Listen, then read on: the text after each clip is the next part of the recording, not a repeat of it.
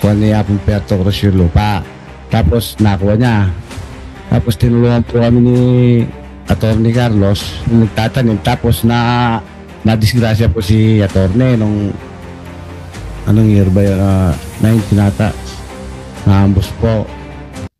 Ito ang Wow Trending. Isang farmer na miyembro ng PORAC 106 case ang humarap sa Senado at ikinuwento kung paano kinuha sa kanila ang lupa ni Ruperto Cruz. Si Cruz ay ang sinasabi ni Atty. Toto Causing na kaibigan ni Senador Lito Lapid at niregaluhan daw di umano ni Ruperto Cruz ng 10 hektaryang lupa bilang pasasalamat dahil sa pagtulong ni Senador Lito Lapid na makonvert ang agricultural na lupa sa non-agricultural para mas maibenta ito ng mas mahal. Ayon pa sa farmers na si Manuelo Galang, kinuha sa kanila ang lupa ni Ruperto Cruz dahil nga mas mapera si Cruz. Hinayaan na lang ito ng mga farmers para wala nang masaktan. Dahil noong taong 2013, merong isang abogado na tumulong sa mga magsasaka sa Porac, Pampanga. Dahil nga mahal kumuha ng abogado, labis ito na ikinatuwa ng mga farmers. Simula noon ay si Atty. Anselmo Carlos na ang lumalakad sa DAR para makuha muli ng mga farmers ang mahigit na 10 taon na nilang sinasakang lupa. Hindi maitago sa mukha ang saya ng 24 na mga farmers dahil sa wakas ay meron ding tumulong sa kanila. Pero parang biglang nagunaw ang mundo ng mga magsasaka nang mabalitaan nila na wala na ang attorney na tumutulong sa kanila na si Atty. Anselmo Carlos. Ayon pa sa pulis na rumisponde, Martes, January 28, 2020, bandang alas 9:10 ng umaga, nakarinig sila ng sunod-sunod na putok sa harap ng San Vicente Chapel sa Porac, Pampanga. Galing sa isang court hearing sa Hall of Justice si Atty. Anselmo Carlos kasama ang kanyang driver na si Marshall Mendoza. Pero nung pauwi na sana sila, nilapitan sila ng 3 lalaki kung saan nakaparking ang kanilang sasakyan. Kumatok pa daw ito sa bintana ng sasakyan ni attorney bago pa sila pinaulanan ng bala. At agad na binawian ng buhay si attorney at driver nito matapos magtamo ng tama sa ulo at sa katawan. At pagkatapos ng pangyayaring ito, hindi na pumalag ang mga farmers dahil sa takot. Nung tinayuan na ng mga building ang kanilang mga lupain, sinira pa ang kanilang mga pananim. Hindi alam ng mga magsasaka ng Porac, Pampanga na pogo na pala ang ginagawang konstruksyon. Ilapit po sa mic. Sir, kung maaari po bang magtanggal ng mask para lang mas malinaw po namin kayo marinig? Sige po. Ako pala si Manuelo Galang na bilang farmers doon sa Barangay Santa Cruz sa Porac. Sige po, magpatuloy po.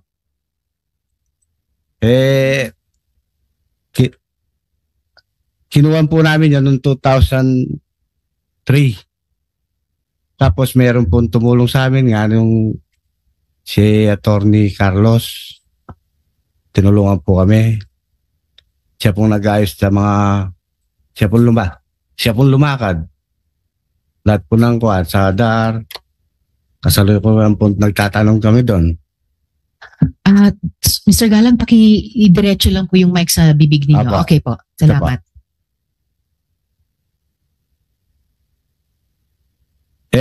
Balik 24 katao po kami doon sa Barangay Santa Cruz. Kasalukuyan po namin na nagtatanim doon. Tapos, yun na kuha niya Puerto Cruz yung lupa. Tapos nakuha niya. Tapos tinulungan po kami ni Atty. Carlos.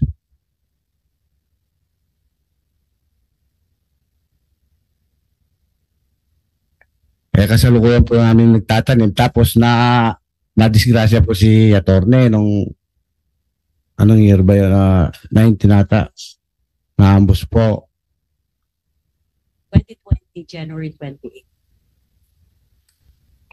So, nung January 2020.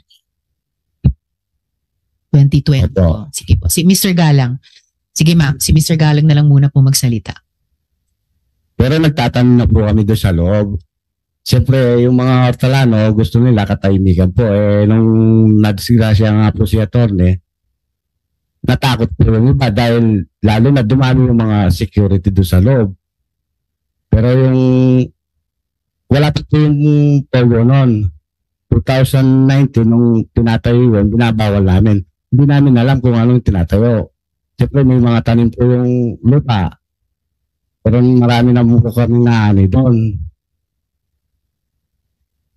Ngayon, siyempre natakot po yung mga kasama namin dahil nadisgrasya nga si attorney. Lalo na lumakas po ng loob yung mga security. Natakot din po kami kaya hindi na kami nakapasok. Pero marami po kaming tanim na naiwan doon na sinira.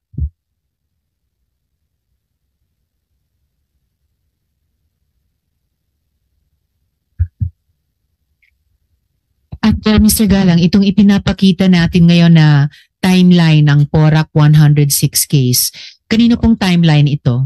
Galing po ba sa organisasyon ninyo? Madam Chair, the timeline. Could you please identify yourself, ma'am? Good afternoon, Madam Chair and members of this honorable committee. My name is Ron Fatima Gantan. I'm the researcher of the United Filipino Against Crime and Corruption. At kami po ang Nakapag-support kayo kanina. You were able to. Sorry, your name again, ma'am? My name is Ron Fatima Gantan. Rowan Fatima. Roan Fatima Gantan. I'm a researcher of the United Filipino Against Crime and Corruption. Alright, sa inyo po itong timeline. Yes, kami po ang tumutulong sa mga farmers. Nanunod ko lang po, Ms. Roan at Mr. Galang, dun sa mga petsa o taon na binabanggit ni Mr. Galang, 2003 halimbawa, na nagsimula na yung coverage, no, yung proseso ng agrarian reform sa lupa nyo, dito sa timeline apparently meron na rin pong application for conversion na na-file. Alam, ba't nawala? Umurong. And then may nabanggit din po kanina si Mr. Galang na yung mga taong 2019 at saka 2020 na ayon dun sa naunang pahina nung timeline, meron na rin palang nangyayaring una na-issue na yung order ng DARCO 2019 pero meron na ring motion for reconsideration with issuance of cease and desist order na na-file at hanggang umabot na yung later years. Meron po bang pwedeng mag-present nung timeline na ito ng case on behalf of the farmers? So si Ms. Rowan po magpe-present. Yes po. Sige po please. I-atras po natin sa unang page ng timeline para ma-present ni Ms. Rowan. Please proceed, ma'am. Good afternoon, members of this honorable committee, Senator Risa Ontiveros and Senator Gatchalian. Allow me to present to you the timelines relative to this landholding. As a brief context, this subject landholding was originally agricultural. It was converted. It was applied for conversion as early as 2003 by Celine Roque and Perth Development Realty Corporation as represented by Mr. Roberto Cruz. On Feb 17, 2003, as we can present in this slide, the application was filed. This application was met with opposition by the farmers. However, despite the oppositions, conversion order was issued on July 25, 2003. Despite this conversion order, they filed an appeal but they lost until the Office of the President appeal. So, in respect of the DAR decision, umalis ho sila doon at hinayaan ho nila because there's a conversion order. However, there are conditions set forth by the conversion. The conversion must commence within 1 year from receipt of the order and it must be completed, the development must be completed within the 5-year period. However, the developers failed to meet this condition. Therefore, the petitioners, the herein PORAC farmers, were prompted to file a petition for revocation. Hence, on August 17, 2018, the petition for revocation was filed by herein PORAC farmers. I'm sorry. Paki-atras natin sa first page para masundan ng lahat yung pinipresent na timeline. Sige ma'am, please proceed. Acting on this petition, an on-site inspection and investigation was conducted by the fact-finding team composed of the DAR officials from Central, Regional, and Pampanga. And based on the findings, on November 25, 2019, DARCO Order Number LUCC 1119-0179, Series of 2019 was issued. In this order, please allow me to quote that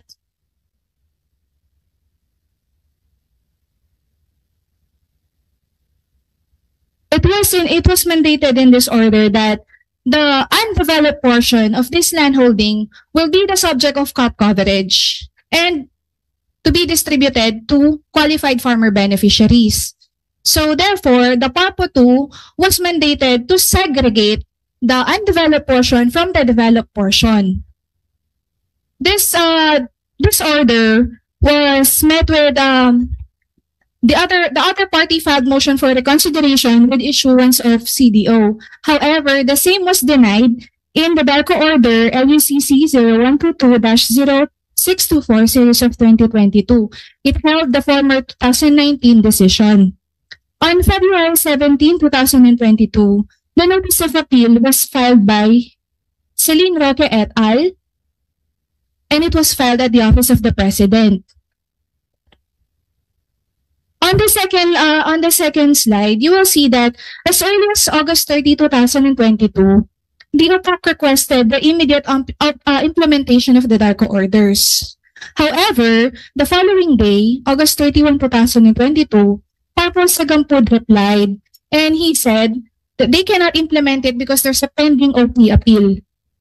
Hence, on September 4, the OPAC replied in his letter citing DAR A05 series of 2014 stating that when there's a notice to appeal filed at the Office of the President, the Office of the Secretary through the Undersecretary for Field Operation Office must issue a directive to proceed.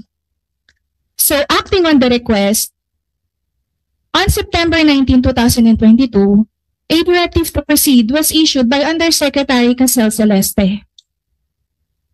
2 days later, September 21, 2022, a notice to proceed was issued by PAPO 2.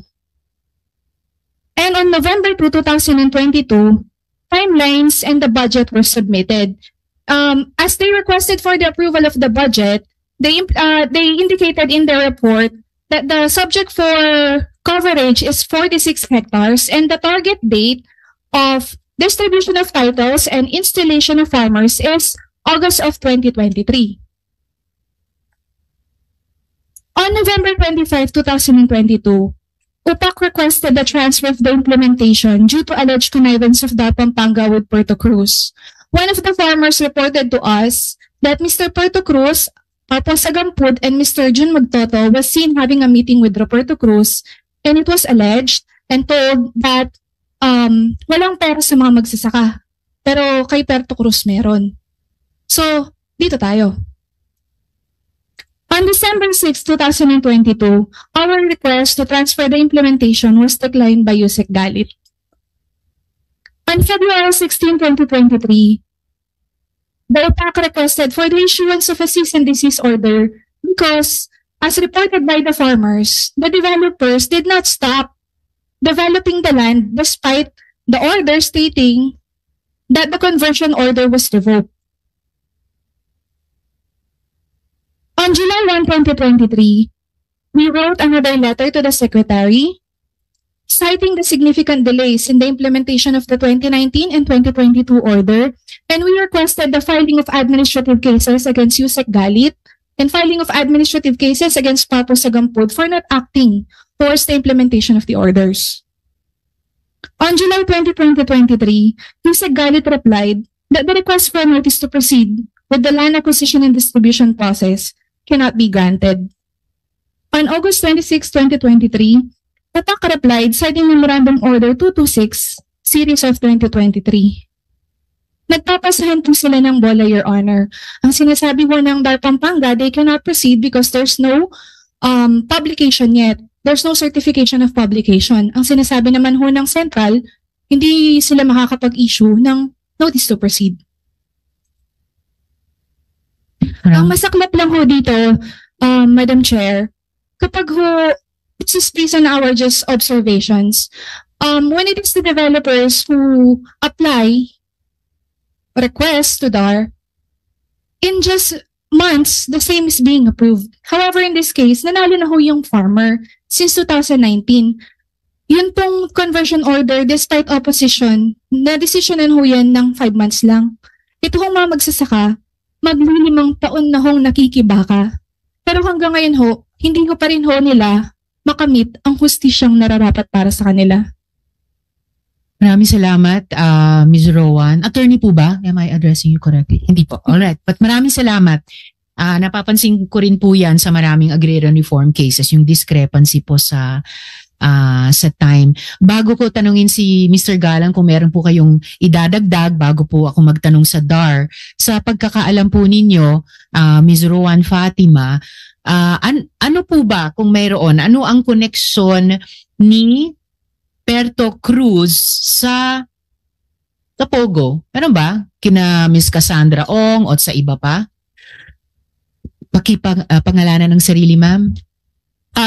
Si Perto Cruz, Ma'am, magpakilala muna pala please sa si komite. Pyra Lucas, founder and chairperson ng United Filipino Against Crime and Corruption. Nakapagsumpa po kayo Yes, kanina. okay. Alright, please proceed to answer Yes. the question. Si Perto Cruz po at kasama si Mayor Jing Capil ay connected po sila. Kilala po niya yung nasa Pogo dahil yung pong lupang yon ay kanyang pinalis o pinakontrata sa iba despite na meron ng DARCO decision noong November 15, 2019.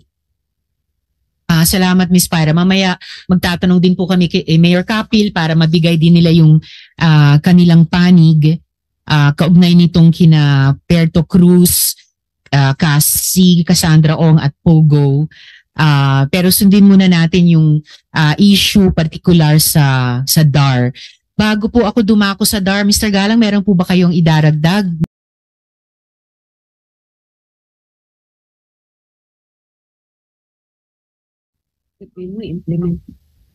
Yun lamang po. Yun lamang po. Alright, maraming salamat po, Ninoong Galang. Pwede po bang magtanong kay Yusek Galit para sa DAR? Dahil po